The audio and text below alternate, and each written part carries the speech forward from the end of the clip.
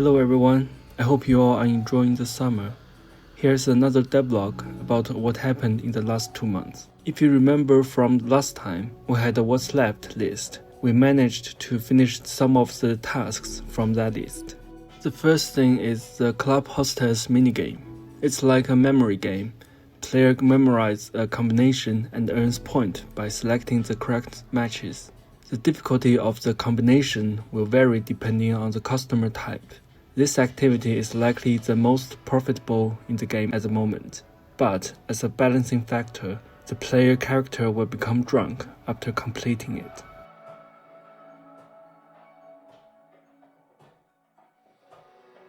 The arena feature has been fully implemented.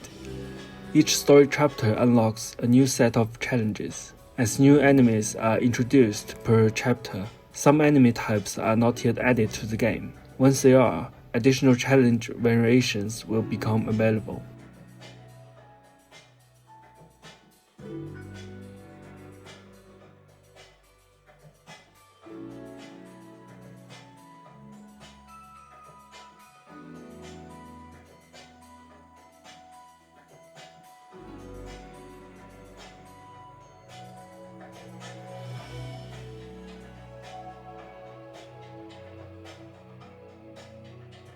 After unlocking the academic set in the player character's bedroom, the player can interact with it to open the game archive menu.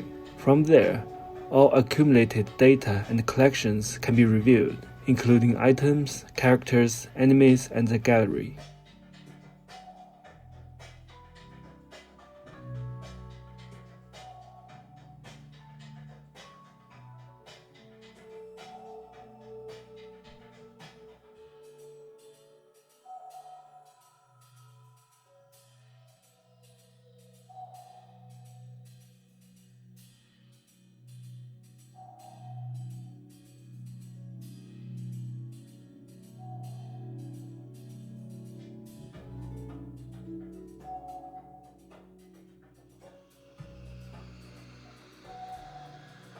A notable bug related to game controllers has been resolved. Previously, if a controller lost connection during play, the game would soft-lock and keyboard input would also become unresponsive. This issue is now fixed.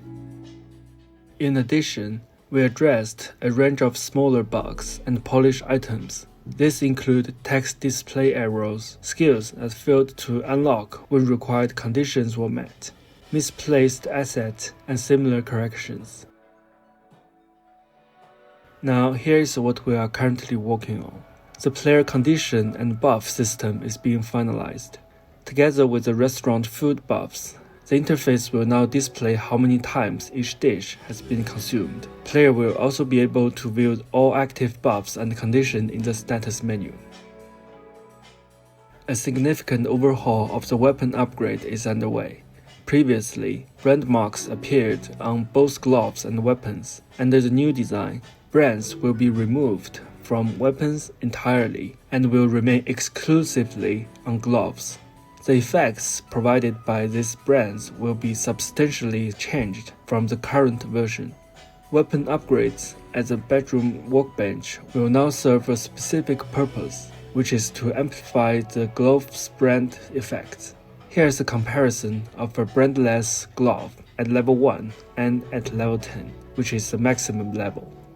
And here is an example of the effect granted by another brand. In summary, the final output of a glove equipment will be determined by its base effect, plus the brand effects, plus stickers and mold parts. This will probably become an engaging system for players to explore during the late game or in post-game free mode, particularly for those who aiming to optimize their equipment.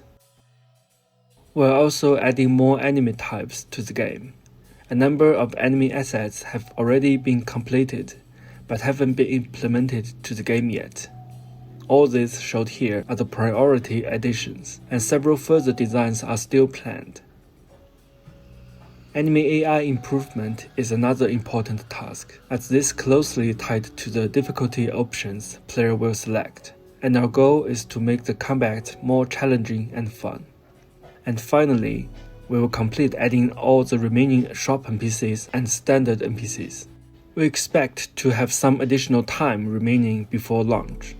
If time allows, we'll begin working on the post-release content. This includes the second story road, side quests, additional explorable areas, unfinished enemy NPCs, and other playable characters.